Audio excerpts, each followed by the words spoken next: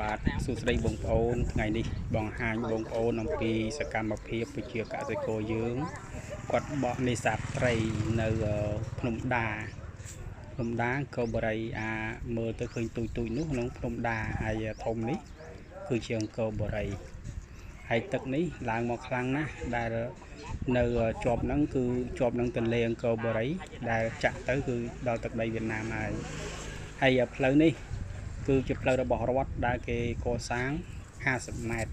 គោលគឺទទឹង25ឆ្វេង25ស្ដាំ25ហើយបងប្អូនមើលទស្សនីយភាពវិជាកសិករយើងខែភាសាយ៉ាងនេះទឹកក៏ឡើងពេញព្រៀបនិយាយក៏នឹកដល់កំណាព្យរបស់កវីលោកនិយាយថាមើលទៅភ្នំធំធេងរៀងរលឹកនេះភ្នំដាបងមើលទឹករលករលាបផ្សាយ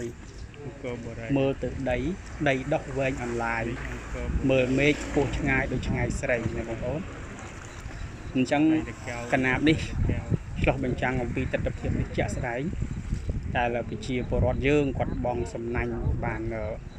ច្រើនគូសំដែរជាពិសេសគឺត្រីរៀលបាទនោះគឺជាភ្នំអង្គរបរីនៅបងប្អូនអង្គរបរីនេះគាត់បន្ទាប់ពីគាត់បងហើយគាត់ក៏ចាប់ផ្ដើមមកដោះត្រីទៅមើលនេះពីរនាក់នោះគឺមួយពេទ្យមួយដុកទ័រគាត់ចេញពីកន្លែងនេះមកមើលបាទបងប្អូននេះជាកសិករនៅស្រុកអង្គរបរីយើង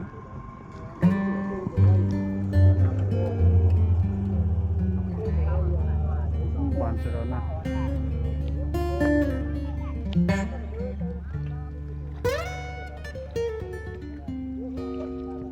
ចាំតិចថតផលមកคลิปមួយទៅសង្ហា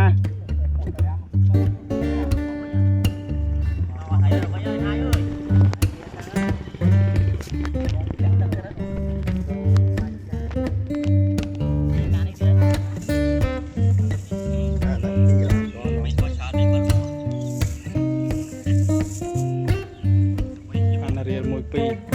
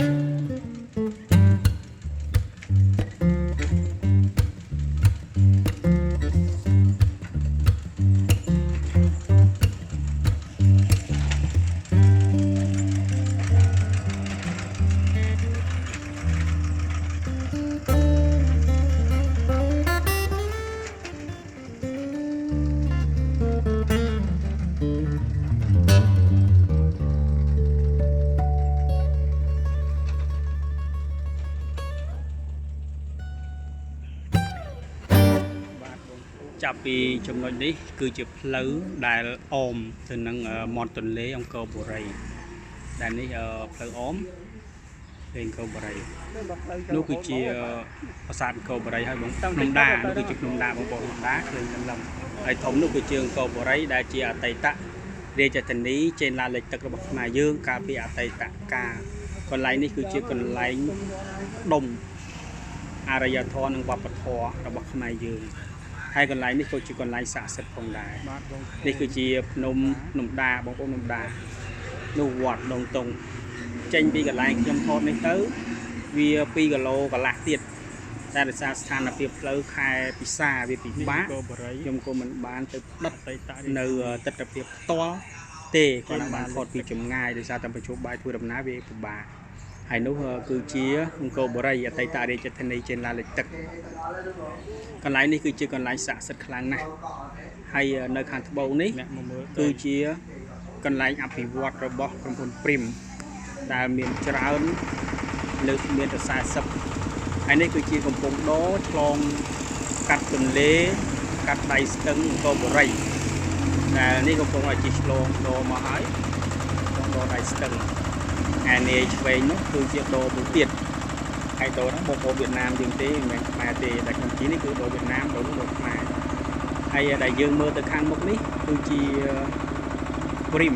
ដែលកំពុងតែអភិវឌ្ឍយ៉ាងកុកជឹកកុកក្រែងផ្លូវយ៉ាងធំសម្បើមដល់60ម៉ែត្រដល់60ម៉ែត្រយោងទៅតាមវិជាប្រវត្តិនៅក្នុងតំបន់នេះគាត់បានប្រាប់ថាផ្លូវដែលធ្វើតាមព្រេននេះគឺចាក់ទៅដល់ពលានយន្តហោះថ្មីគឺជាកន្លែងដីអភិវឌ្ឍអញ្ចឹងបងប្អូនណាដែលមានដីនៅម្ដុំហ្នឹងត្រូវប៉ាន់របស់គាត់ដែរហ្នឹងត្រូវប៉ាន់នេះកំពុងតែជិះឆ្លងដរចូលមកផ្លូវរបស់កាស៊ីណូព្រីមហើយនេះជាជាតិវៀតណាមបងប្អូនគាត់ចេះខ្មែរទេសួរគាត់បានប្រហែលពីដែរសួរអង្គើមពីដៅជឿប៉ុណ្ណឹងនោះគឺជាព្រីមបងប្អូនព្រីមនេះគឺជាព្រីមនេះដៃថតនេះគឺជាព្រីមអូណាកំពុងតែអភិវឌ្ឍយ៉ាងគួរក្រែងហើយនេះគឺជាបឹងឯផ្លូវនេះលើចាក់ទៅដល់មុខតទៅទៀត